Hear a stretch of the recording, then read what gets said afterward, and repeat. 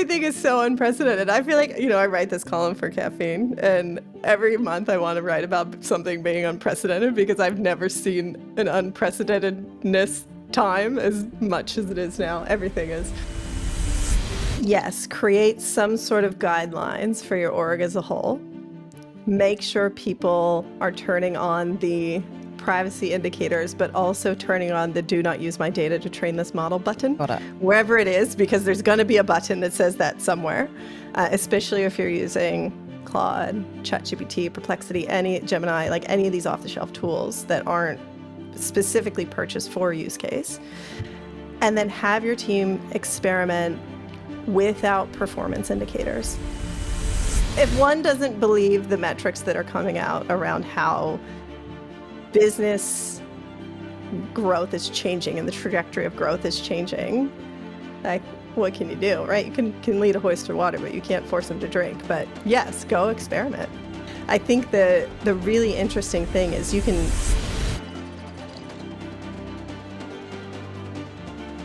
Welcome to the Startup Theatre podcast with your host, Troy Hammond. This podcast is produced by Empire Films. Hey everyone, I'm Troy Hammond. I'm 𝗏𝗏𝗏𝗏. And I am Adrienne Muir. And that means you're back with us or you're here for the first time for Startup Theatre. It's the world's biggest podcast in the middle of the world. We are now getting obscene numbers. We're launching trends. People are copying us. World economics is changing around us. We just promoted our first action figure 𝗏𝗏𝗏𝗏 doll on the market and the internet blew up. Those Amazing. Things are everywhere now. Every time you go to LinkedIn now, all you can see is action figures because we started something. And so, Adrienne, I don't know, like, should we start market manipulation? Should we, I think you guys have got way too much time on your hands. Yeah. I'm surprised regulators haven't been onto Yeah. us already. I know, it's crazy. Well, that I just don't check my inbox, and so Regulators. Exactly. Adrienne, nice of you to show us up with your little puppy there. Hey, why thank you. Yeah. Got that this morning. Got myself sorted. Yeah, where are yours? Yeah. I don't care about soldiers and people dying and Oh, freedom. Jesus. Yeah. If it's Okay. not AI search, don't care. Yeah, Simple if as it's not that. marketing and go to Yeah. market, Yeah. ain't happening. Yeah. I walked past two people selling those things on the way here because I was on a mission and running late. And No, as it's soon not as an you walked excuse, in, Troy. I was like, if I had bought one, I probably would have bought 3 just to make our co-host look good. Oh, But- all right. Well, listen, I found the time. I'm in the middle of an office move. Did a global, like a big trip yesterday to 22-hour turnaround to Sydney and back. I'm pretty grumpy, pretty tired. Relax. Anyway, I am. Yeah, this does not need to Kick be your a feet up. stressful Kick your experience. feet Yeah, up. welcome. This is good. Can we work with this, Jono? So, do you think we should do some news? I think so. Let's Let's go. get on with it. Before we go to Finn, I'm just going to look at camera and do my favorite moment, which is Startups in the Spotlight, brought to you by Talent Army, Jono. And so for those people watching this on video right now, Jono's got a fancy logo in front of my fingers, hopefully. And if not, if you're just listening to an audio, this is a segment that's close to Talent Army's hearts because we get to shout out some of these really cool startups out there in New Zealand. And so on today's episode, we've got 3 that we're going to share with you. The first one we've got is Maiden Fleet, which is the future of unmanned fishing vessels. Maiden Fleet is a New Zealand marine tech startup changing how we fish. Founded by Dan Burrows, a veteran boat builder with aerospace and super yacht credentials, they're actually building fully autonomous AI-powered fishing vehicles, guys. No crew needed. It's just smart tech out at sea. It's all about solving labor shortages, cutting costs, and making inshore commercial fishing way more efficient. It's a really cool company. Talent Army, Dan up in Auckland, is actually helping them find a CTO right now. So hit up Dan Buchanan if you can to be part of something because I hear they're building a whole team. This is a company that's starting to scale now. And so really cool. Check them out at maidenfleet.com. Next up on the spotlight is 𝗏𝗏𝗏𝗏𝗏. And so 𝗏𝗏𝗏𝗏 is like health waste reimagined. I actually ran into the founder when I was at the BNZ Partners Lounge and we were just chatting. He actually came up to me and said, "Are you on that podcast? You that podcast guy?" And I was like, "Yeah, how are you?" And he basically told me about this product and I was like, "Oh my God, I've been nerding out over it since." And so let's talk about 𝗦𝗶𝗹𝗶𝗶𝗆. They're a Christchurch-based startup tackling one of healthcare's dirtiest secrets, waste. They're founded by this engineer that I met, Oliver Hunt, and they remanufacture single-use medical devices, making them safe to reuse and slashing hospital costs by up to about 60%. They've already saved over 350,000 devices from landfill and work with like 90 plus hospitals across New Zealand and Australia.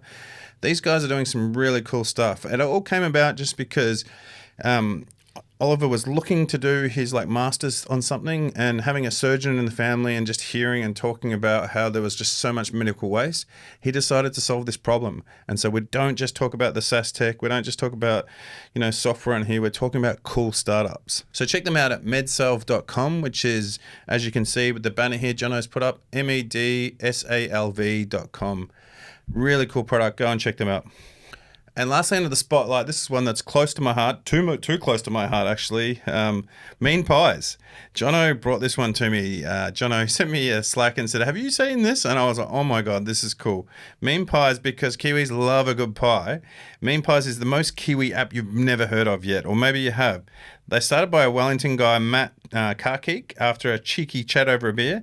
It's a community-driven pie review app helping people find and share New Zealand's best pies. Users post photos, score their favourites, and bite by bite build a map of Aotearoa's top pie spots. It launched in March 2025 and it's already got hundreds of users. And let's be honest, who doesn't love a good pie? Who doesn't love a good pie review? New Zealand is all about the pie. I'm an Aussie, and I even admit New Zealand pies are better. And so go there and check it out. It's meanpies.co.nz, which will give you a little bit of information, but it's all about downloading the app from the App Store so that you can go off and review these pies. So as Serge always says, we want them to get customers. We want you to go and check them out. So please like, share, comment, forward this little bit that we're pushing out separately, and go off and try out these products, and let's give them their moment under the spotlight. And that brings us to, which is quickly turning into one of our most popular sessions. Don't tell him until he comes on. Don't actually tell him at all. I think his head's big enough already. To our favourite friend, our favourite news correspondent, who I believe has been let out of jail. Is that what you guys are hearing? That's what I've heard. Is he okay? Yeah. Are you okay? Because this is quite relaxed. Yeah. I decided to bring a new approach to the podcast because you guys are too serious. I like it. It's been long. We're recording on a Friday. Yeah. It's been a long week. I've just done an office move. I've just set up things. You know, right, Serge, we've known each other how long? 25 years? A long time. Yeah, it's fine. Well, then let's bring Finn on and let him take over, and you can just relax for a little bit. Relax, Finn. What's going on? Hey, Finn. Whoa, no, just joking. All seriousness. Oh, what a pleasure it is to be back. And yes, after a concentrated campaign from our listenership, I was released from prison. And so I'm just going to say a huge thank you, everyone. There was a lot of pressure put on the judiciary to commute my sentence. And so I love to be back, but I can't help but notice I've gone to prison for this podcast. And yet I look at the wall behind you there, and all the partners, sponsors are up there, but we seem to be missing caffeine, which I can't help but feel is a bit of slap in the face. Jono. Rough. Someone's going to be looking for a new job. If only you do know any recruiters who can help you, Jono. Yeah. That is a big call and a big mistake, because caffeine should be up there. You need to come down, and a bit of boxing maybe will get you down. Johnny, you're on. Yeah, I think if you're in Wellington, it would have definitely helped. But 100% right. It's my fault, is it? It's my fault for being up here. I appreciate you taking responsibility there. We blame it equally on you and Jono. But no, look, I think, Serge, we've got another wall, actually. That brings us to that point quickly. We've got another wall just behind you there that we're saving for other sponsors. Yeah, sponsors or fan art. If anyone does some amazing art featuring Adrienne, Finn as well. Jono is sort of part of the crew, obviously Troy and myself. We've got a space for you. 100%. Let's use that art. Jono, I would like you to just overlay now just a quick still of Adrienne lying delicately on Serge. Turn this into fan art and pop it up on the wall. We'll pop it up on the wall. But hey, Finn, so what's been happening, mate? What's in the news now that you're out? Now that I'm out, this week I got to have a really great catch up with Nicola Taylor from Taxi, who is just one of the loveliest people in the business and such a great champion for the sector. And it made me start reflecting when she was talking through some of the numbers that Taxi was posting these days. She just was talking through how they've made $107 million in funding available, on average of about $150,000 per taxpayer. It was making me reflect a little on how amazing the fintech sector in New Zealand is right now, and how much we maybe don't talk about it like we should. When we're thinking about 2.6 billion in revenue and year by year, and we're looking at like 32% growth by year, it's such an incredible sector, and it's also just doing such amazing things for startups across the board. Because what people like Taxi are doing, what people like Airwallex are doing, they're democratizing access to capital in a way that really makes me think about the startup ecosystem as an ecosystem. Because like what Taxi's done is allow these businesses to access capital they absolutely couldn't before. And it's like that thing of, if we want an ecosystem of startups, we have to irrigate it with capital. And everyone always talks about, oh, we want to look after SMEs, we want to look after those early stage companies. But the actual ability to access that until the last couple of years has been so constrained. It's always the big barrier. But when we look at the explosion of fintech and we look at the success of places like Taxi, I just think it makes me so optimistic for what's coming. And also when we look at these numbers, that's not even capturing what's happened with open banking changes and legislation. And so I just think we're actually at the start of something, not in the middle. And so like I just could not be more excited about where that space is going to be, particularly when it's growing 4 times faster than the rest of the tech sector. But I don't know, like, have you guys seen that? Like just noticing the success of fintech and it bleeding out into the broader ecosystem? Yeah, I think like fintech is definitely having its moment in the sun in New Zealand. I am seeing some really cool new fintechs. I'm hearing a lot of early stage banking like plays being built. I'm hearing like a lot of fintechs that have come out of the, recession times now, and so it's definitely moving. I know that there's a fintech talk with the guys who like the Fintech Association. I can't remember the guy's name.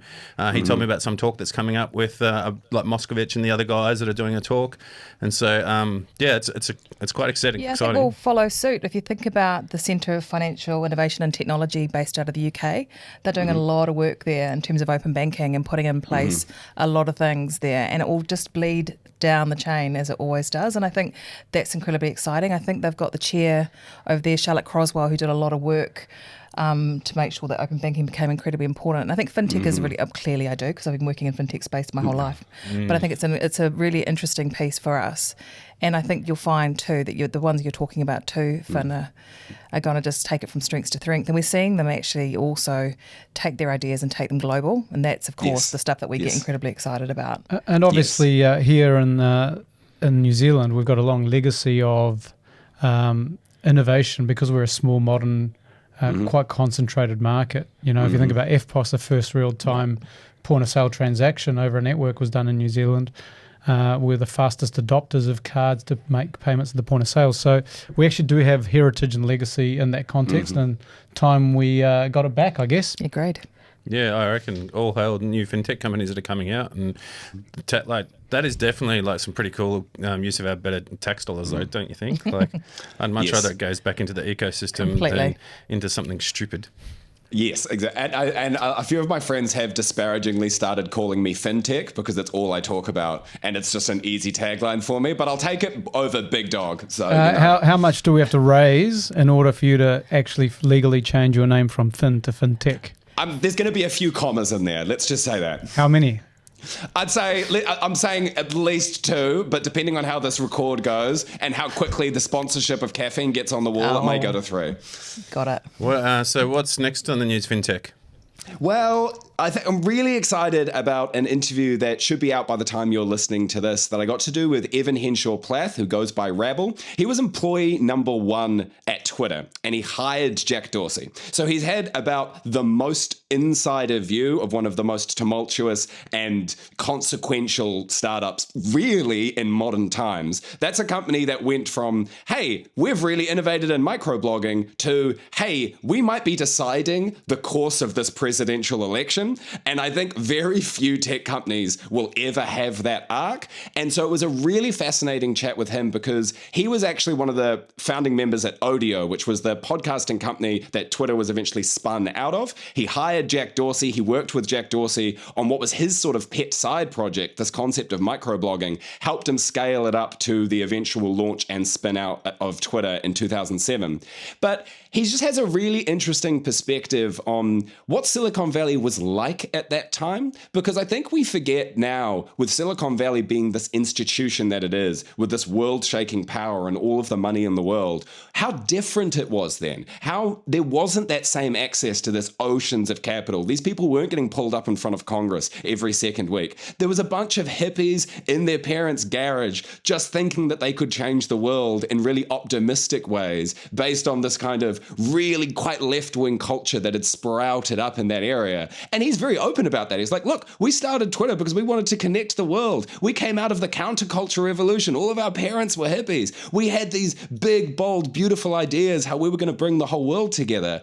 And then there's this sort of tragedy to it as well of him reflecting on what he thought Twitter was going to be, looking at what Twitter became. And there's something really sad to that of what happens when you make a product or you make a service and it does almost the exact antithesis of what you wanted it to do while still being incredibly successful.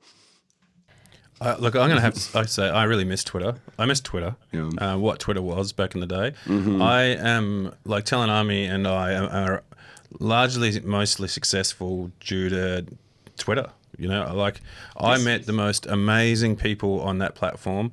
I learned everything I did, like in my industry, on engineering and talking to people, and by asking stupid questions on Twitter and getting amazing advice or getting people offer to meet up with me for a coffee or a beer, and it launched my career. You know, it was such a cool platform. I don't ever use it anymore. I'll be honest, I haven't used X, not because I'm not for the politicalness. I couldn't give a shit about that personally, but just because I feel like it's not the town square anymore, right? No, and they evolve, right? That's the nature of the beast. The social media platforms will evolve, and that's really interesting, Finn. I mean, how do you think he feels about it now? You'll have to watch the article, read the article, right? You will have to read the interview, but spoiler alert, doesn't feel great about it. Not the hugest fan of Elon Musk. But I do think, that's a question for you guys. Do you think that it's even possible to have a global town square product like Twitter without it devolving into what X became? Because my read of that is it's just a problem of scale. Like, it's not possible to plug all of human consciousness around the world into a single place without it devolving into something like X. Or am I being too cynical? Sure, we got philosophical pretty quickly there. Look, I've got a philosophy degree, okay? I've got to try and pay back that $30,000 I debt to do it. Yeah, well, I think under sort of a traditional capitalist model, you've got to maximize for profit. If you've got that as the legal obligation of a board and therefore the CEO of a company, I think it's impossible. One of the hopes I have is that we do find alternative models, whether it's like user ownership. You know, to me, like if you wanted Twitter to be wildly successful 20-something years ago, you could have done a scenario where Troy owned a chunk of it, you know, a small bit of it, as did another 10, 100 million people. You'd probably have a very, very different business and product. And then the individual users can make the trade-off between maximizing profit and maximizing the utility or the vision of the company. I'm hoping to get involved in the next few years, or I've got a couple of companies I'm involved with where we're trying to figure out how to do that. But, you know, there is an opportunity to have a different version of capitalism. Used to be called cooperatives, you know, like in the outdoor equipment space, REI is the world's biggest and most successful retailer. It's cooperative. It's owned by its members. They love the fact that there isn't a trade-off between quality, value for money, and the user experience. And I think there is no reason why that can't be true in the tech world. In fact, it's a lot easier to do in a tech company. Yeah, I always knew we were going to solve capitalism on this podcast. Yeah, totally. Inevitably, only on episode 3 or 4 or 5, maybe. When you're the biggest podcast in the biggest part of the world, you got to address the big issues. The burden falls on our shoulders, right? Yes. And we're not afraid to sit here in the think tank and help. You know, we talked about tariffs last week. The tariffs have now disappeared. You know, like not a coincidence. Yeah. We're not saying it was us, but we're not saying that. You know. Yeah, exactly. He was listening. Yeah. What else is happening, Finn? Well, I thought just to finish off, we should touch on what I think is one of the coolest and weirdest bits of tech startup stories that's going around the world right now. You must have seen that direwolves were brought back by Colossal Biosciences. So Colossal Bioscience is this Texas-based tech startup which is just doing the wildest work in de-extinction. You know, literally bringing back extinct species. They've got the stated goal of bringing back the woolly mammoth, but they're bringing back a lot of other species on the path there. And they sort of shocked everyone in the last 2 weeks where they just announced that they had just gone ahead. They hadn't just planned to do it. They went ahead and brought back direwolves. of Game of Thrones fame. And I'm not going to lie to you, I didn't think direwolves were actually a real creature until they did that. I thought that was just in Game of Thrones. Turns out they were a real creature, so we were all learning something. But this is not just fringe science. This is a serious startup. They've got $10 billion valuation that's surely going to skyrocket after this news. But it really does raise some pretty intense ethical questions around what are we doing when we are bringing de-extincting species? The stated goal is that we need to kind of plug them back into ecological niches. We're wiping out species left, right, and center. We don't want ecosystems to collapse, so we've got to kind of replace those Jenga blocks. But is it not feeling a little playing God at this point? Is the Jurassic Park theme not blaring in our heads? Like, I don't know. What's your guys' gut reaction when you hear that news? Awesome.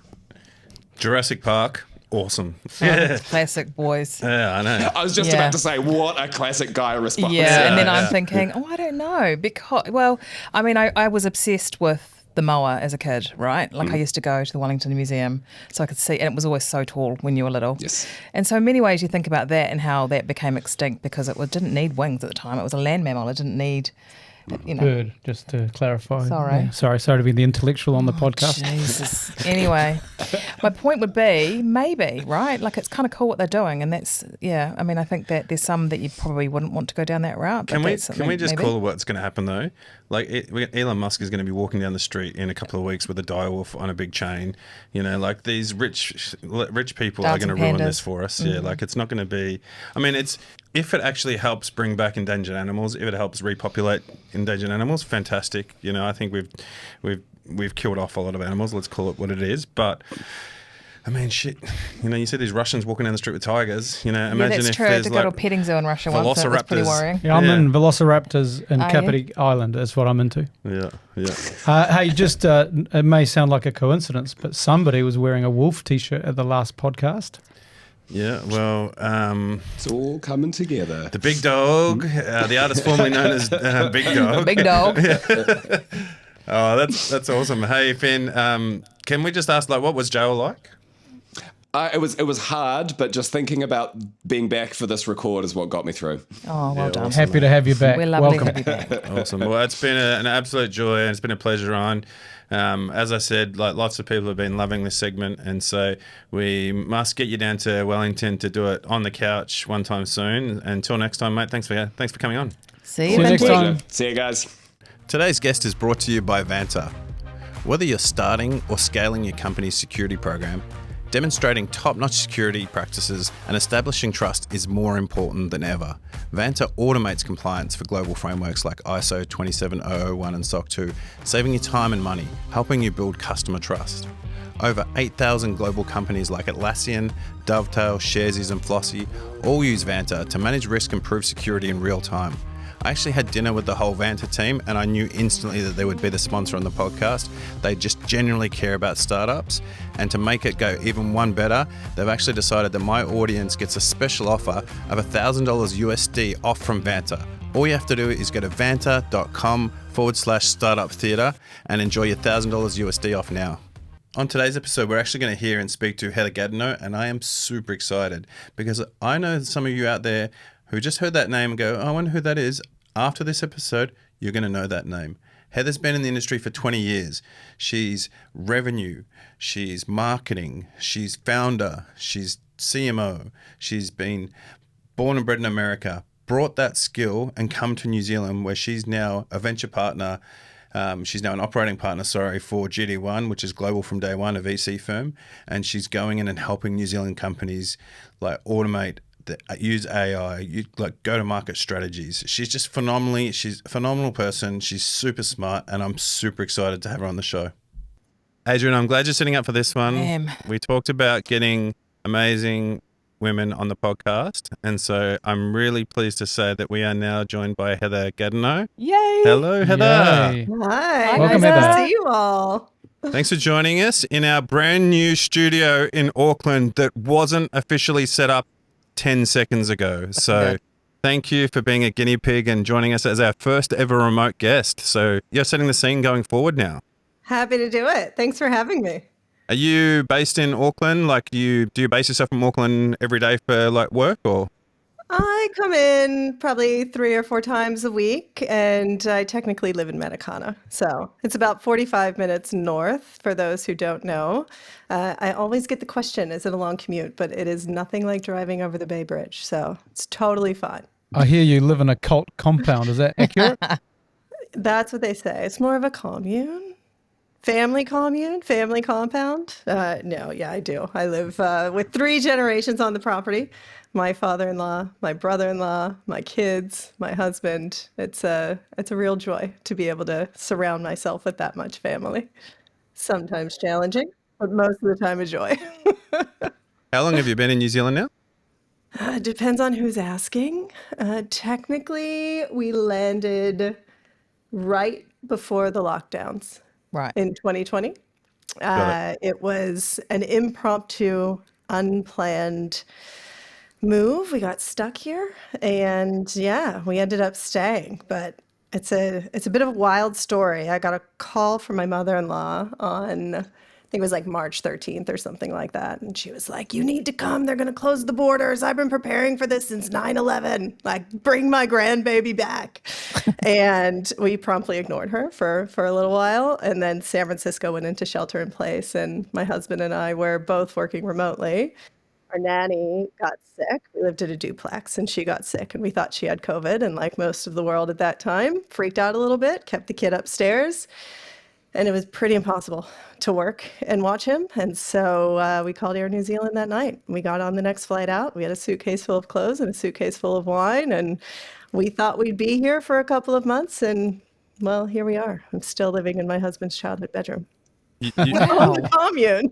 This is great. And how long? So did you consider going back, or was this for you? This was like, actually, this is a happy retreat back to New Zealand to live in Matakana and the greatest part of the world.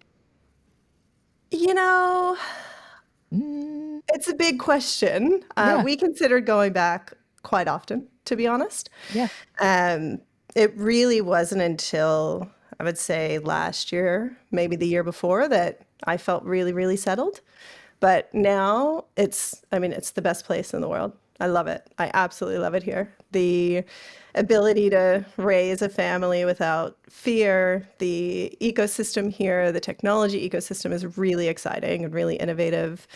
And to be able to give my kids the gift of growing up with their grandparents and their family on site is really, really special. So it was a heck of a transition. I don't know. We don't have to get into that today. That took lots of dollars in therapy and executive coaches and things to get me to the place where I was fine. But no, I'm really grateful. Really, really grateful to be here. What excites you about the New Zealand tech scene? You know, you just mentioned you think there's lots of exciting things going on. What specifically, gets you excited?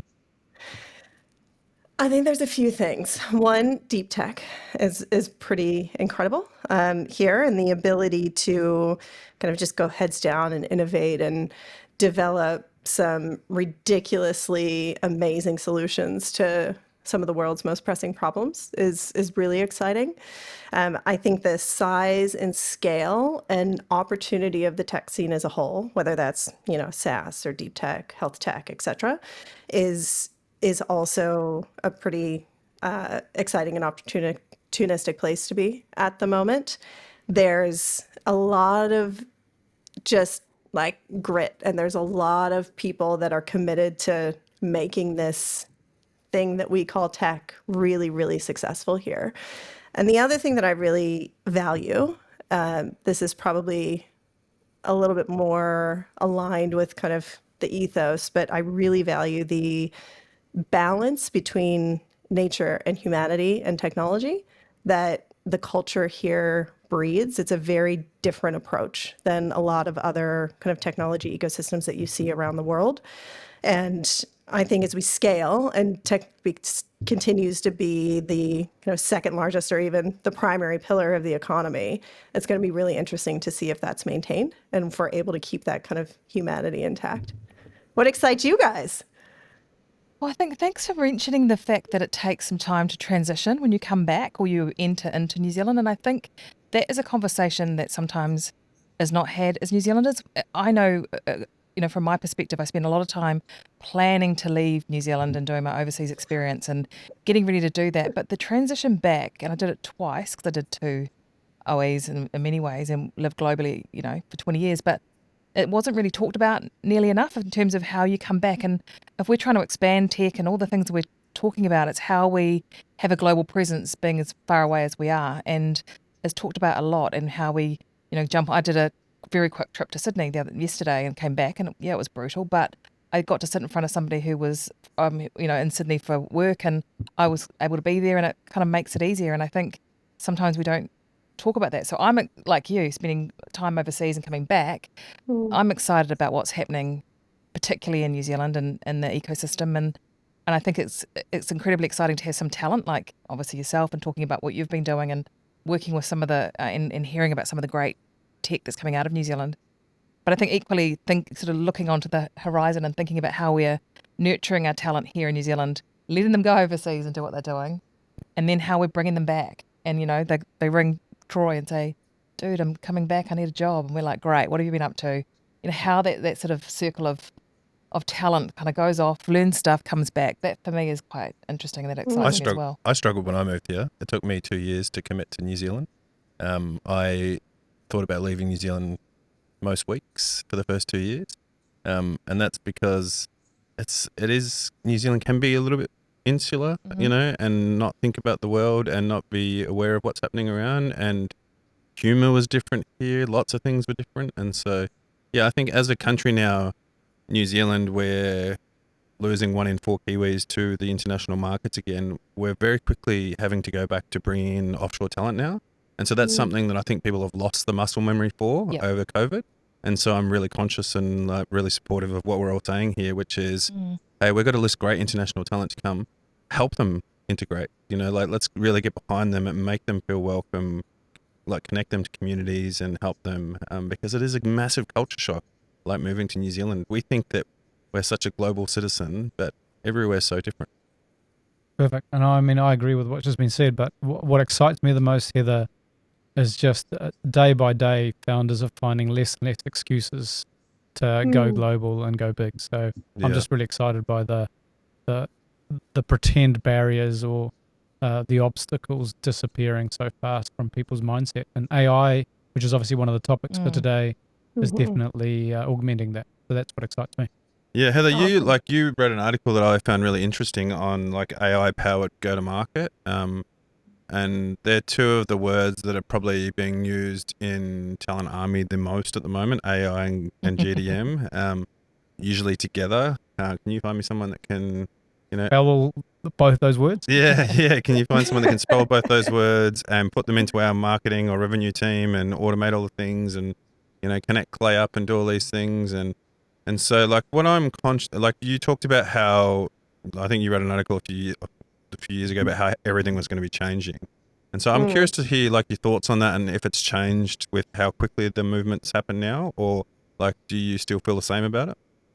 Absolutely. I think things are changing every day. And if operators are not in the tools, and they're not working in the tools and staying up to speed and becoming AI native, they're going to fall behind really, really quickly.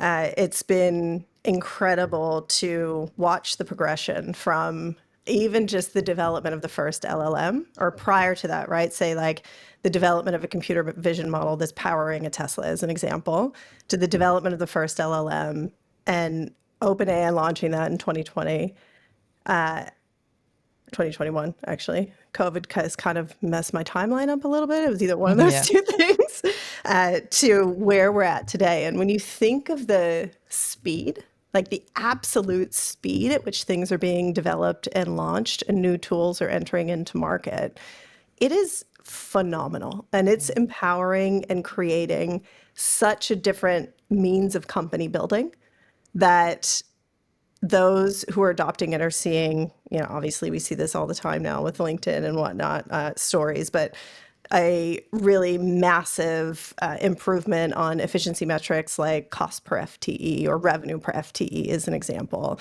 The ability to improve pipeline velocity, all of these things are now absolutely possible and feasible because of the advent of the tools that we're seeing with relation to AI. And I find that really exciting. Like as an operator, to be able to live and see this day to day, it's fascinating. So what, there's the excitement factor, which you just mentioned. What do you say to people who are maybe senior, maybe older in years, like Adrienne and I, and Not they me, haven't... not me. Not baby Troy, not Troy. No. And not actually themselves. They're saying, well, I'm too senior or too experienced. Or I've been around long enough to know this is a fad. What do you say when they actually are reluctant to engage with these tools directly? What's your feedback to them in concrete terms? When you have a company like Cursor, who's able to scale to 200 million with the headcount that they have, and show a revenue per FTE that is, $1 million plus, that is not a fad. Like that is an incredible efficiency improvement. And will it stay that massive, if you will? Like, will the efficiency improvement show to be that drastic over time? Maybe, maybe not, but there's something real there. There is a there. And if one is operating in an organization or building a company or leading a team or even working on a project inside a company and they're not exploring this or playing around with it, I do think that there is a pretty strong ability to get left behind. But what do you say to these people though? Because, again, I think everyone on this conversation obviously totally agrees with you, but there's this, there's still going to be a significant segment of our society who refuses to acknowledge there's a there. So what do you say to them? Yeah, go experiment. If one doesn't believe the metrics that are coming out around how business growth is changing and the trajectory of growth is changing, like what can you do, right? You can lead a horse to water, but you can't force them to drink. But yes, go experiment. Open up something as easy to access as ChatGPT and see what you can do with it. Try and create a GPT and see what happens. Just talk to it. Like, I think the really interesting thing is you can download ChatGPT on your phone, and as you're driving, just talk to it. Let it talk back to you.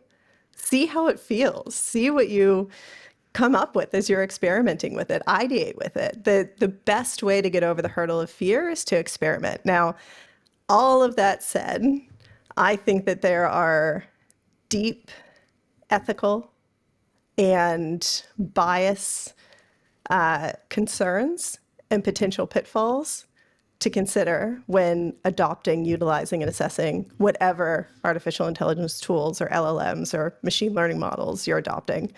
We can't overlook that. Like, as humanity, we can't overlook that. But if you're someone who is trying to do your day-to-day job and you're not embracing the technology, I think that that's going to be challenging. Can you share with us what, perhaps in the go-to-market context, was the first experiment you did that gave you an aha moment of sorts, made you think, oh my God, it's not just for writing limericks or whatever, but this thing has a go-to-market application? What was the experience for you that made you believe in it? Yeah, so I used to work for a company that trained a lot of models. And so we got early access to a bunch of this stuff. And being able to experiment first with content generation and content creation, that was an aha moment for sure. Like, getting the model itself, the LLM, trained on your own past writing. And this is such a basic use case now, like such a basic use case, right? But on your own past writing, being able to upload your like blogs or whatever, and then talking to it or prompting it and seeing what you wanted to write, and it spitting out an article, like that was pretty incredible. And that's a precursor to tools like Tofu now or Velocity Engine and these kind of ABM-based content creation tools. I think the biggest aha moment for me in the past 12 months, right? There are two tools, actually three, that came to market. Because a lot of the tools that are out there today that claim to be AI powered are like drag and drop builders, which, yes, they're powered by some sort of LLM, I'm sure everything is these days, but a drag and drop builder for a campaign or like a Clay instance to be able to target a market, et cetera, that to me is a very different type of use case. than something that actually augments a team and augments not just a workflow, but a headcount replacement. And so I put those things in two different buckets, right? A lot of people are calling this go-to-market engineering now, which we can debate that term all day long. I think it's demand gen, but we as marketers like to rebrand ourselves all the time to get more buzz. I used to call it a marketing developer back in the day. Yeah, exactly. Exactly. Maybe it just shows our age. Still very important. Awesome. Lots of really cool stuff you can do to improve efficiency and velocity. I love it. But the tools that really blew my mind or have blown my mind in the past 12 months, there's three specifically. One is called Velocity Engine. And my buddy Nick, he was an operating partner at Shasta, actually. He saw a huge pattern across the portfolio companies he was working with and decided to develop what originally started out as a content generation tool.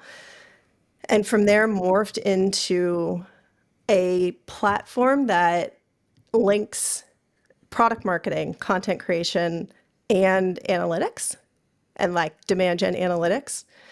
And that blew my mind. You just had to input a basic ICP, input some like ICP stands for Ideal Customer Profile for those of you who are not go-to-market gurus like Heather. And you. Basic ideal customer profile info, some basic info around like your value proposition. And it not only refined and improved those, it created content, designed the content for you, put it in brand format, and then placed it. It now places it and creates analytics on a back end that feeds into your CRM or whatever like tool you're using to track how well that content's doing and the ROI the content is having on pipeline and revenue. Like that's mind-blowing. Mind-blowing for sure. Mind-blowing. 100%. Like I'm curious to like your take, Heather. So like Shopify has just announced now that they their managers aren't allowed to make a hire of a human being until they've proven that an AI agent can't do it. And so I'm not sure if you saw that article or saw the news. Yeah. Do you think that's how fast we're moving now? That like people are listening to this pod saying, "Am I going to be replaced by AI anytime soon?" And I'm like, well, it depends on your job. Recruiters, maybe, you know. Podcasters, definitely. Shit posters on LinkedIn, probably. You know, effective CEOs, probably not. But you know, like it is getting to the point now where there's some fear factor with AI, and so then hearing news like for Shopify to say, "Hey, we're not going to hire someone until we've proven that an agent can't do it." What's your take on that? Yeah, I think what they said was we're not going to hire until you can prove, that an agent or you can't use AI to do this, right? And so I do think that's going to happen more and more as leaders in particular become more sophisticated about the power of these platforms and what they can do. I personally love the concept of the superhuman. I don't know if you've heard of OneMind yet, but again, another technology that blew my mind. The founder of that also started 6th Sense. Her name's Amanda, and she basically has developed this technology and is branding this whole category of superhumans. And it's a sidekick, right? It's like a sidekick to somebody that's internal in an organization or can, yes, replace a headcount for certain types of roles. I don't see that going away. Like, I do not see that going away. That concept, the ability to, again, augment teams, scale with AI in conjunction or alongside AI. And we just need to be ready. We need to get ready, and we need to be prepared, and we need to know how to use this technology in order to operate effectively. I think particularly here in New Zealand, because our competitors in the US are doing this day in and day out, right? Like my peers and the companies that I talk to and my communities and networks over there, they are all day in these tools, on top of it, looking at how they can augment their headcount, looking at how they can scale efficiently, how can they pump out more content, how can they build a better brand, how can they build more demand, how can they close more deals. And if we're not maintaining that competitive lens here in New Zealand, as we both scale our companies that are onshore and targeting customers onshore. But more importantly, as we try and compete with companies that are operating in the US, we're going to fall behind. That's really interesting. Like, if I'm a startup that's listening to this podcast right now, Heather, and I'm thinking, oh my God, I need to really take this seriously, and I want to go over right now and have a conversation with my chief marketing officer or head of marketing, and listen to this podcast, take some advice from Heather. What's some basic stack that I need? What are the tools that I should be looking at straight away as a given, or anything that you'd recommend that they should really seriously consider? This is the challenge. There's so much out there right now. So much. It's so hard to sort through the noise and to figure out what's best for your business. I'm surprised people aren't using Clay in New Zealand more often. I've been using Clay instances and ChatGPT for a year and a half. I did a presentation about it, how it just automates the shit out of everything in recruitment and sourcing. We're always looking for, if I find someone, I want to be able to find all their different platforms that they're on so that I can find them, dump them into Clay, get access to everything, build a profile on them, a persona, and then automate ChatGPT so I can go out and find more people that meet that persona of person, right? And so I'm surprised more people aren't using Clay as a first start, but It's I an love element that. You of sound like having a right to- sorry. recruitment engineer. yeah. I think there's an element of having to ease concern. We talked about it and touched on it in the beginning, and I think you touched on it as well. But when we, to your point, go to a startup, what do you need? You're going to have some people that have been using it for ages, and they are ahead of the curve. And we're sitting here talking to you, and you're like, it's coming, and it's here, and we're using it. But there are some people out there that are really concerned about the level of, is it, people are using different tools. I mean, are we going to be in a position where we start to have sort of policies with each, organisation around what can be used and what can't be used? So to your point, you can use Clay, but can you use ChatGPT? And if you do, it's a business version and it can't be a private version. So back to the question, I guess, if it was your ideal, startup and based here in Wellington and they were wanting to go down that route, is it a matter of saying, yeah, look, open up ChatGPT, to your point, start letting them have a conversation. Don't be afraid of it, because I think we're comfortable with it, but there are going to be a lot of people that are not and still not. Is that what you're finding, Serge? Yeah, I think there's a broader range of human reactions, right, to the stuff. The metaphor I use is imagine Adrienne showed up to our village 15,000 years ago. I've got a wheel, 2 axles. It's going to be amazing. It's going to be able to go fast. We're going to be able to carry stuff. The strongest man in the village goes, oh, you can't do this. Not allowed to use it. That's going to give you an unfair advantage. Someone will go, Heather goes, oh, you can't use it because you might run over our babies and that's terribly dangerous. Someone might go, this is great. We can go and invade the village next door, which we've wanted to for ages. You get all sorts of reaction to the wheel and an axle as an invention. And I just think it's kind of as profound a technology as the wheel was. And we're getting exactly the sort of reactions you'd expect from semi-developed mammals. Yeah, I fully agree. And I think in terms of, just to answer your question on where to get started, yes, create some sort of guidelines for your org as a whole. Make sure people are turning on the privacy indicators, but also turning on the do not use my data to train this model button. Got it. Wherever it is, because there's going to be a button that says that somewhere, especially if you're using Claude, ChatGPT, Perplexity, Gemini, any of these off-the-shelf tools that aren't specifically purchased for a use case. And then have your team experiment without performance indicators. Earlier, when kind of this technology was just starting to roll out, I think a lot of leaders tried to put performance parameters around use of AI. You need to create, I'm making this up, but 10 pieces of generated content per month, or you need to use this to increase your efficiency on outbound calls by X, right? And putting that in place so early on can really spook a lot of people. People need to be experimenting and get excited about it. So get just a few of these broad brush AI tools and see how people experiment with it to improve efficiency. And then from there, you can figure out what departmental platforms or point solutions make the most sense, right? So if you're wanting to increase coding efficiency, look at Cursor or something else, or something that's already embedded into your platforms. If you're wanting to increase go-to-market efficiency, do the scan see what's out there, see what's in your budget. Do you want to just create agents? Do you want to get one of these off-the-shelf tools like Velocity Engine or Tofu or, OneMind? Or do you want to build in-house? Like, these are all questions to consider as you're looking at the strategy. And unfortunately, that's why the answer is not so straightforward. It's not just like, here's the top 10 tools that I love and recommend, right? It's what fits your size of org, what fits your go-to-market strategy, what are you comfortable with from a privacy and use policy standpoint, and then look at it from there. Because everything nowadays says that it's AI powered, right? Every single tool is going to say, well, yeah, we can improve efficiency with AI because that's how people are raising money. So just thinking back to experimentation, what do you think of my policy position, which is the KPI is you must do one AI experiment every week, regardless of what job you're in. Otherwise, we'll find someone else to do it. That's the harsh version, but criticize that.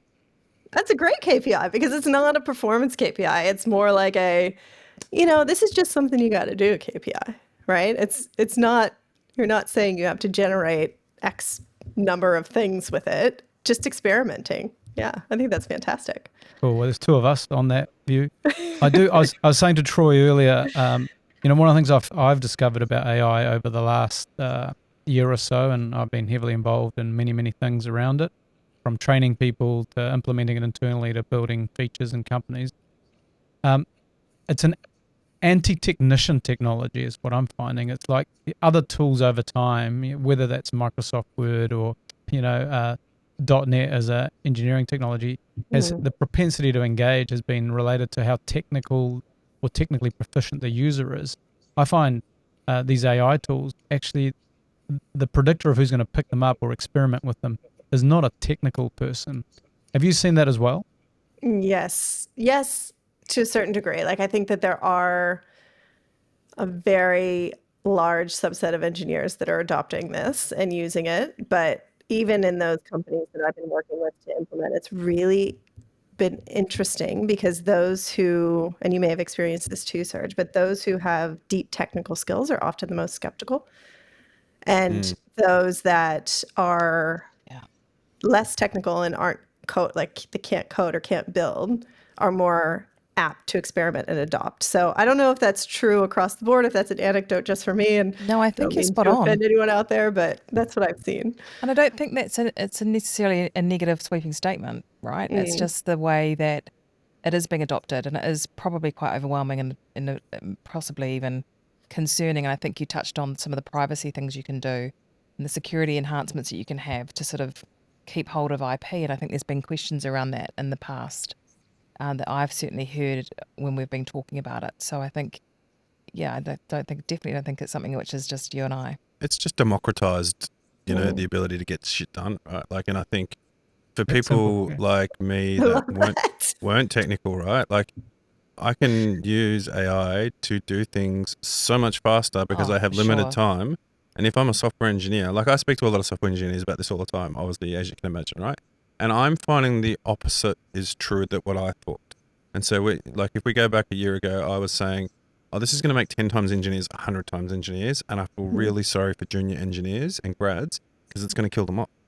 But what I'm seeing now is the opposite. And so we're saying, a founder say, I've got a founder and a CTO. Let's hire 5 grads with AI. Right. And support them with one senior, right? Yeah. And it's just, and because these grads are just shipping things so much faster because they haven't got the hang up of, hang on, how would I solve that problem? If I was doing it without AI or with this, or like getting in. And so, whether that's good or not, it's like yet to be seen, right? Whether like having 5 grads solve a problem versus, having seniors around them. But shit, they're shipping fast. They're getting product out the door. And so MVPs, straight out the door. So how do we reframe the AI from the sort of threatening framing, which you talked about, Heather, to is just democratizing getting shit done, which trademark SPD, because that is the sale. Who doesn't want to get more stuff done? Well, I guess I'd frame the question to you, Heather, right? So the reason why we wanted to get you on the podcast, you have a fantastic pedigree of like go-to-market, you've been CMO roles and founder roles and VP roles. And so you have this like you've come from, like Pittsburgh, USA, I think it was, and then worked in different markets and around in USA and traveled around the world. So you have this unique ability for our guests to be able to hear, get the hell out of New Zealand fast and go to market in other countries and the likes. And so, like, I guess rather than just AI, but what lessons could you give a founder right now if you were giving them an elevator pitch on take your business outside and take it globally? How would they do it? I think one of the really beautiful things about the time we're living in and the exciting things about the time we're living in is that with the advent of all of these tools and technologies that create efficiency and allow us to get more shit done with less, right? You can build faster and you can build better. And you don't necessarily have to be located in one specific place in order to do that. So yes, go where the market is.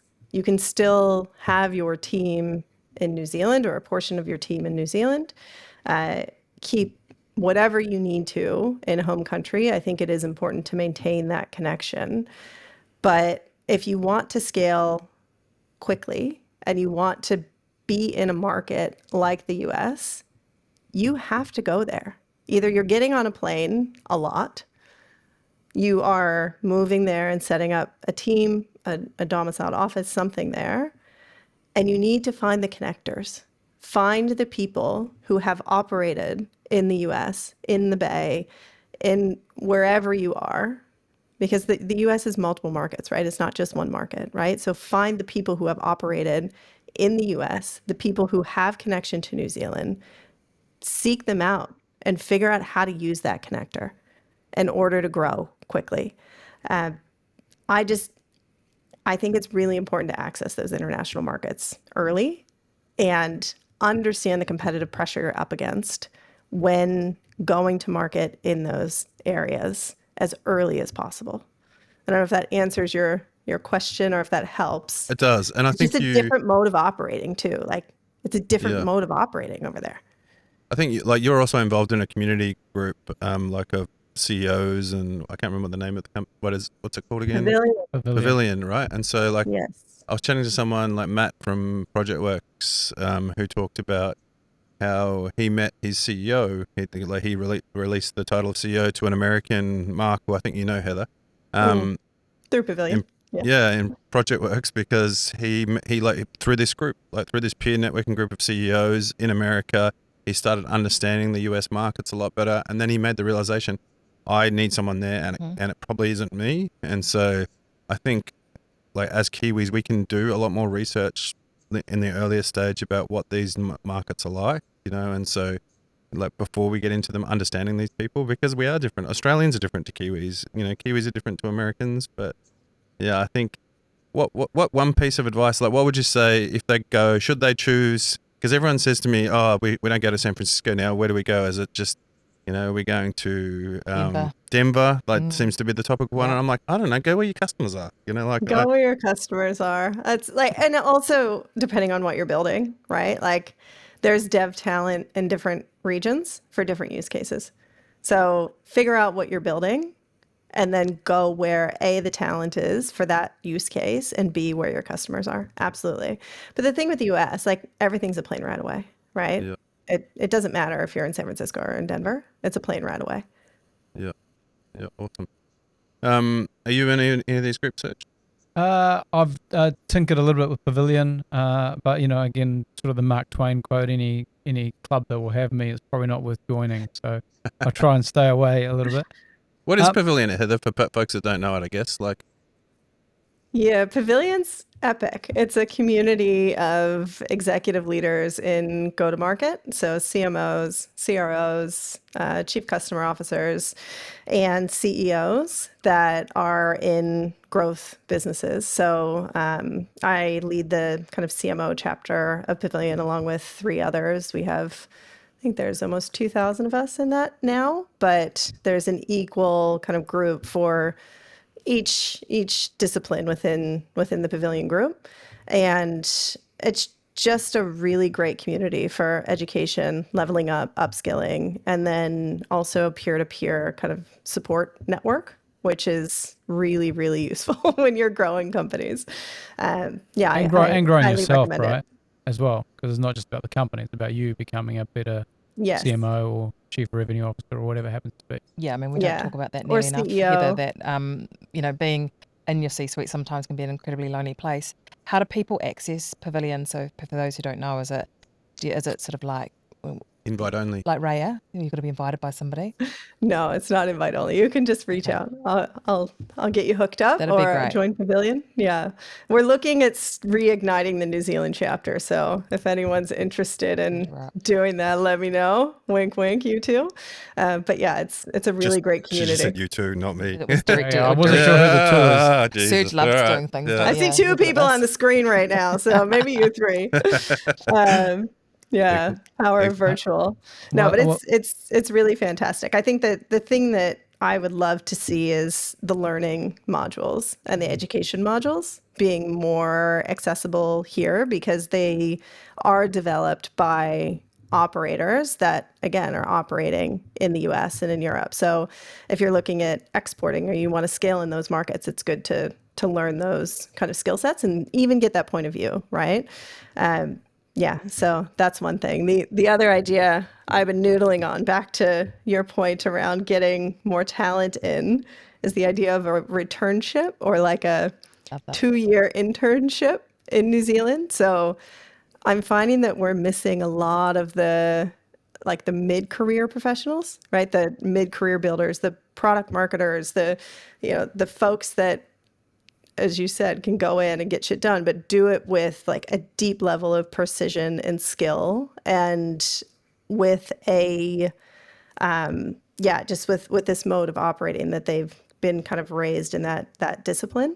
And so what if we had a program where we could find people that want to come to New Zealand for a couple of years, come in, like fill some of these gaps within our companies in mid to senior level, and then, they can return out if they want to, almost like a tech talent visa that gets really good operators and mid-level operators. There's been a lot of talk about that actually, Heather, and I think it's I've been yelling at the government to do this for years. Okay, look, Troy will get behind this. I 100% want to do this. Yeah.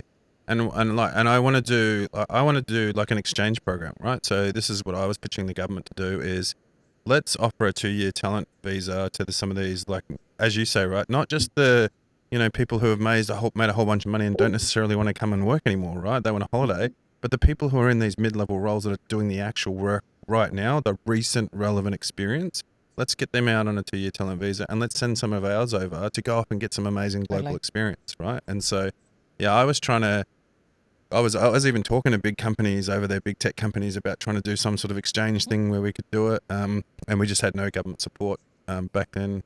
I won't say which but we will party now, right? Yeah. Like, that's the thing.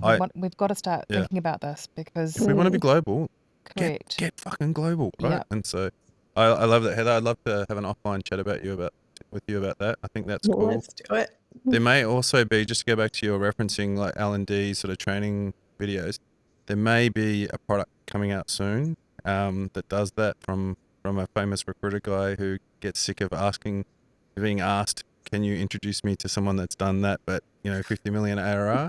And so I may have built a product that's coming out in about 2 weeks. Oh, we're talking about you. Oh, sorry. Yeah, I was the other guy you were talking about. No, it's good to get that out in the open. Yeah. No, when I say famous recruiter, people normally say Dan.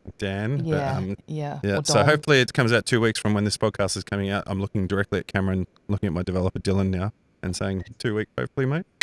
Anyway, Heather, I wanted to ask you another question around, because you're another one of these amazing operators that's then gone into the VC world now with GD1, right? And so I get lots of people, like everyone seems to want to be a VC these days now, right? Like everyone's like, oh yeah, it's easy now, right? You can AI money and AI LPs, and then just become a VC now. Like what are some of the differences that people don't know from being an operator to like working in VC? I think I have to make a big clarification. So I'm an operating partner. And while I am on the GD1 team, I'm not on the investment team. So that's a big difference, right? I go in post-investment and help our companies grow and scale and really go global, right? That said, there's a heap of difference working for a VC than working as an operator. And prior to moving to New Zealand, right, I spent nearly 20 years on the other side of the table as an operator, taking people's money, growing companies, and hoping to exit them.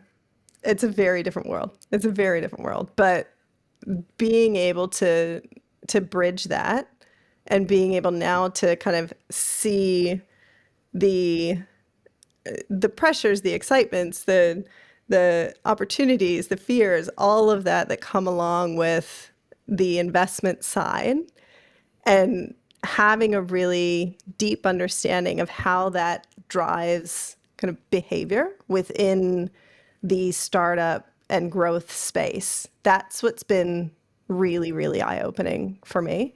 I wrote a piece on LinkedIn maybe about a month ago.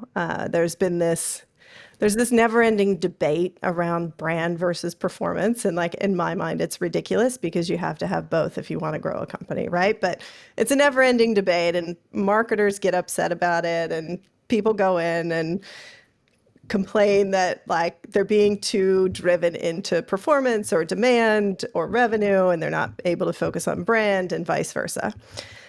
And I really was able to sit back and think, okay, well, why is this? Why is this the case? And why is this the case particularly for this subset of companies that have taken capital, right? Because it is true. Like, when you work in a 0 to 1 or even a Series A, Series B company, revenue and demand are really critical levers. And if you're not hitting those goals, if you're not hitting your revenue goals, nothing else really matters, right?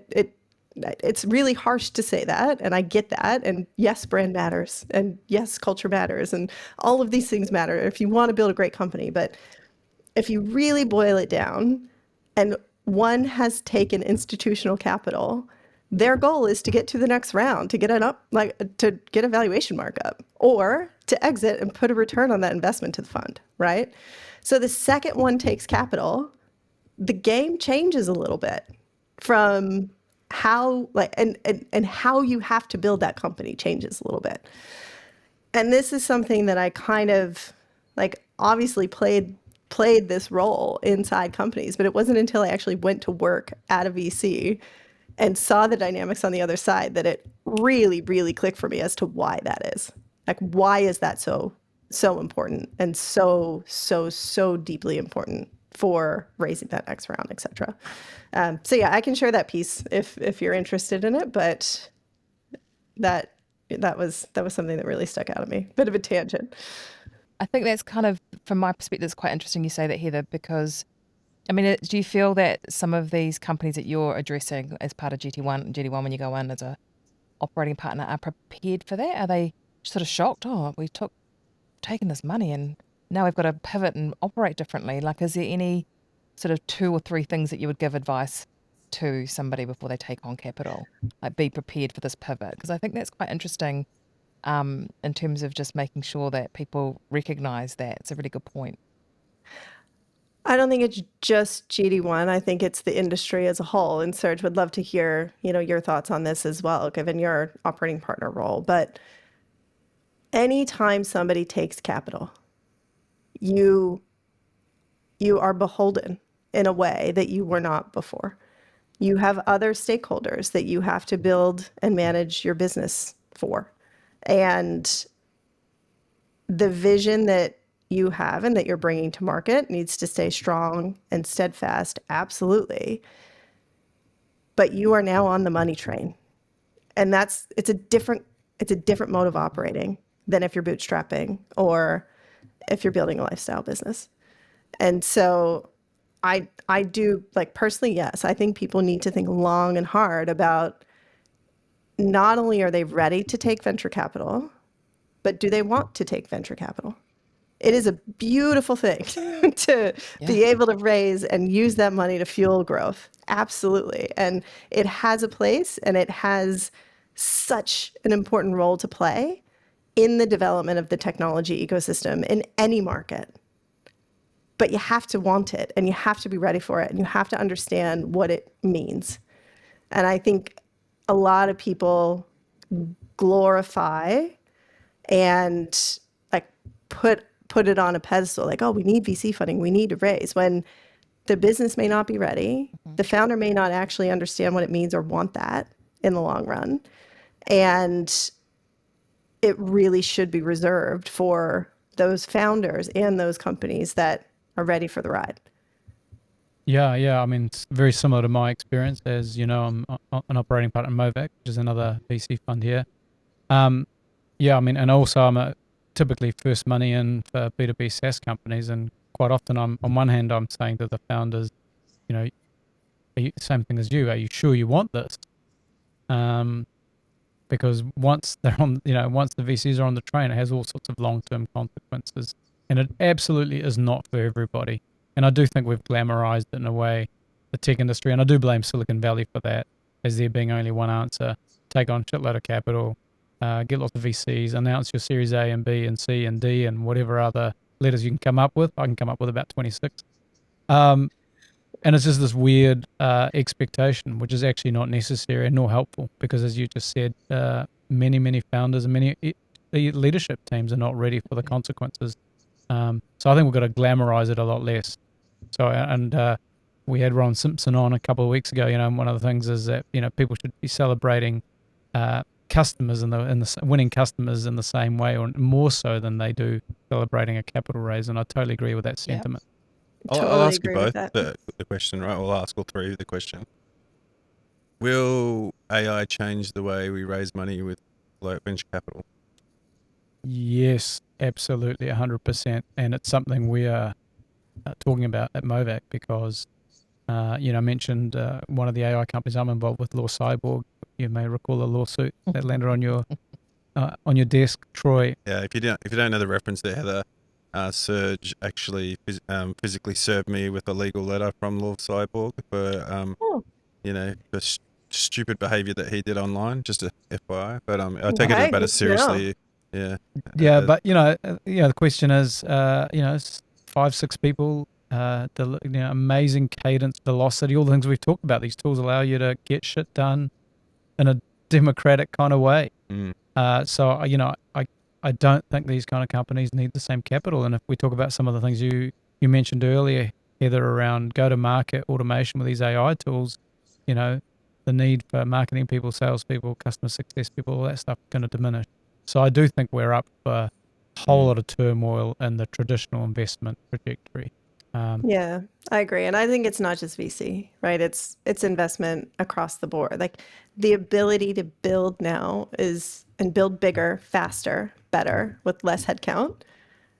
It's just a completely different ballgame than we were even 2 years ago. Heather, what are you telling the kids? What are you telling the next generation who are, embracing AI, which they should be, but are concerned about, what am I going to study now? I really thought I wanted to, be a lawyer, but maybe that's not what I want to do. Like, what are you saying to your kids? And my daughter's just started, she's in year 9 and she's got sort of ChatGPT. So, but she's using it she says she's using it the right way. Who knows in terms of what she's doing with it. But how do I annoy my mother? Yeah, Give how me do I annoy my 57 mother? ways. Yeah, exactly. What WhatsApp can I send to her today to annoy her? I'm just interested because I know that that's something which is another hot topic when it comes to raising kids.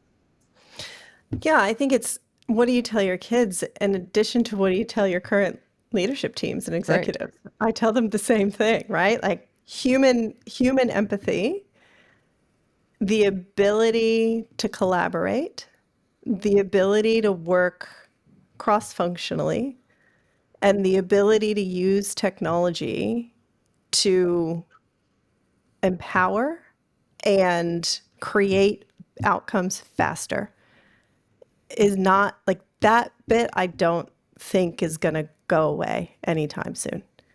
And so working on those, I hate this term, but softer skills, and, like, for example, on leadership teams, ensuring you have a first team mentality, ensuring you're working toward that regularly, you have an operating cadence that reinforces it, that embeds it into your culture, and creates really, really strong bonds and trust, that's critical in today's day and age. And I don't think that's going to change. So yeah, I think I agree. yeah, I think it's powerful, right? Like, I think we can utilize this. For years, people have pulled me aside and said, I just want to talk to you about, well, you probably get this too, Troy, like, what should I do in my future? What am I going to do?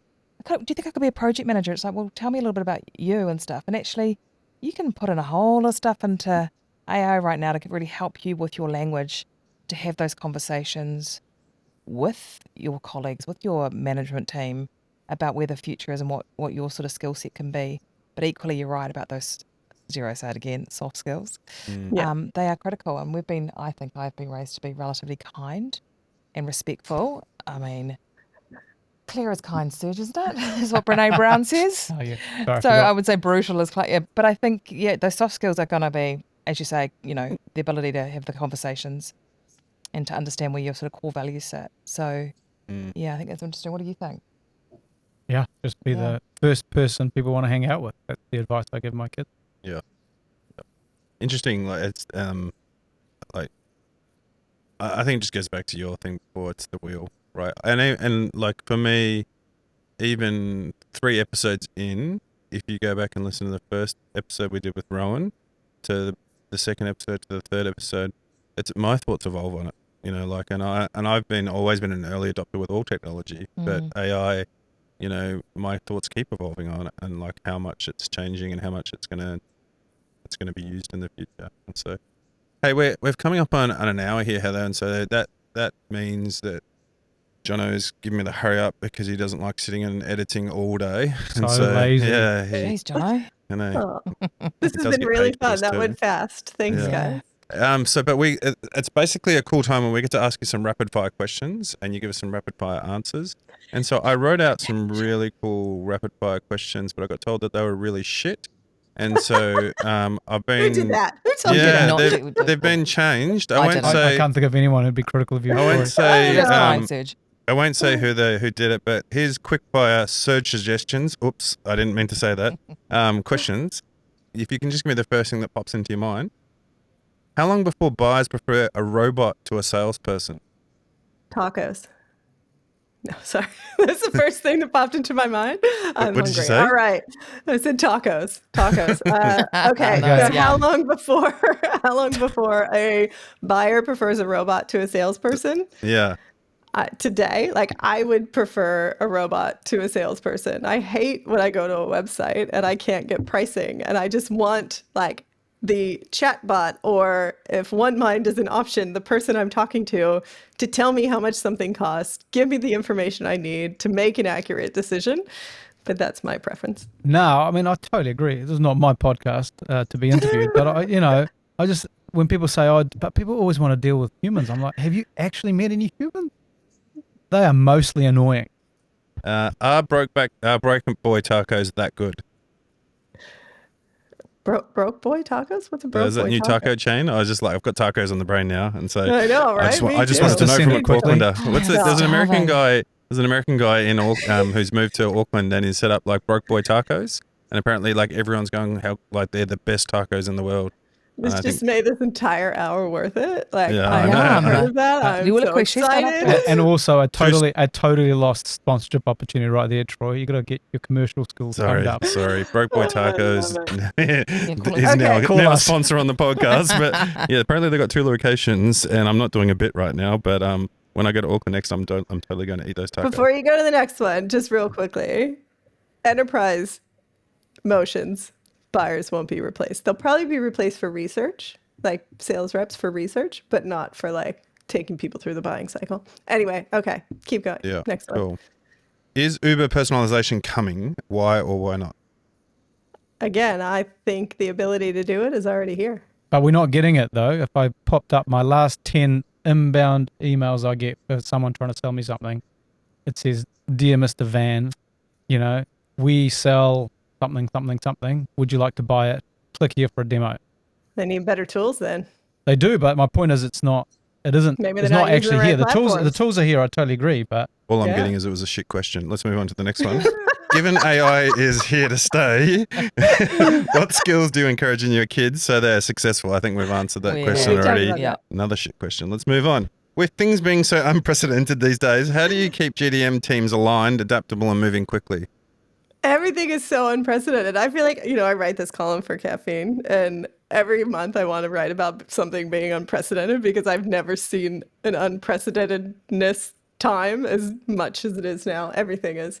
I think, alignment, deep alignment. So have regular calls, regular cadences, regular Slack updates. And it's not just alignment on departmental teams. Again, this is where first team is so critical.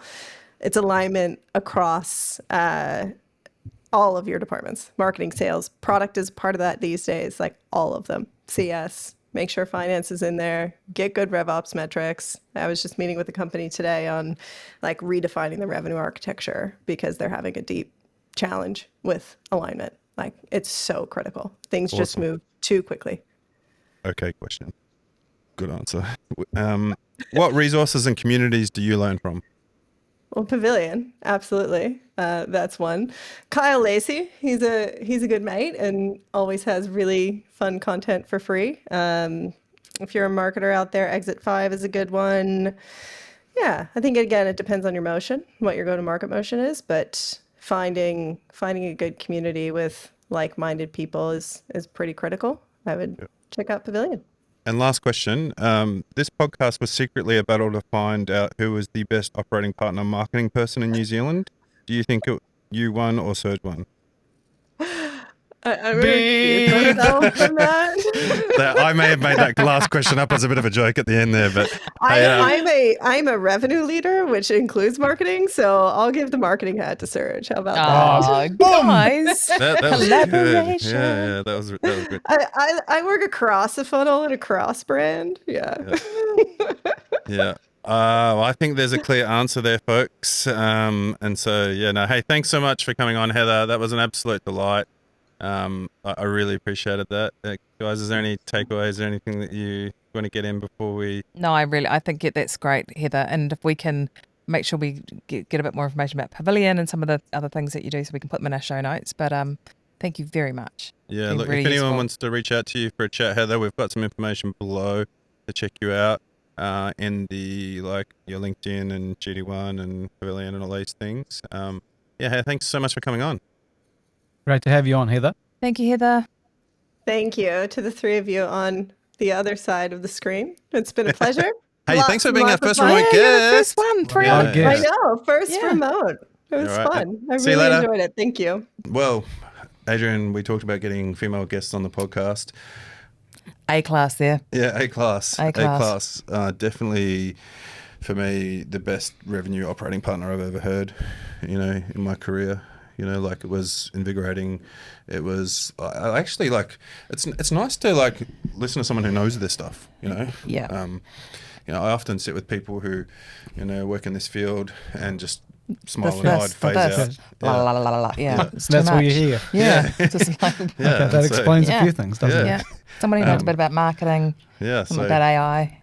No, really, really enjoyed that. It was really cool. Serge, so we had to change the episode time, shooting, because Serge wasn't going to be able to make it, but we managed to change it because we really thought getting you two, and Heather on would be fantastic, and it was. It really was, yeah. Yeah, I think AI is definitely changing so fast. Yeah, totally.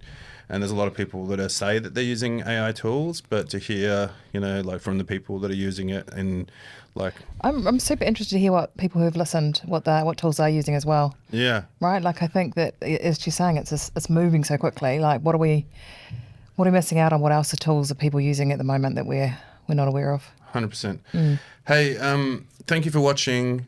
It's been an absolute pleasure and joy to bring you this podcast. It's it's huge now. It's blowing up. We really encourage you to reach out to Serge and Adrienne and myself if you want to come on the podcast. We'd love to talk to really interesting people who don't take themselves too seriously but take their work really seriously is the theme, I think, now on the podcast. Yeah, what should they do?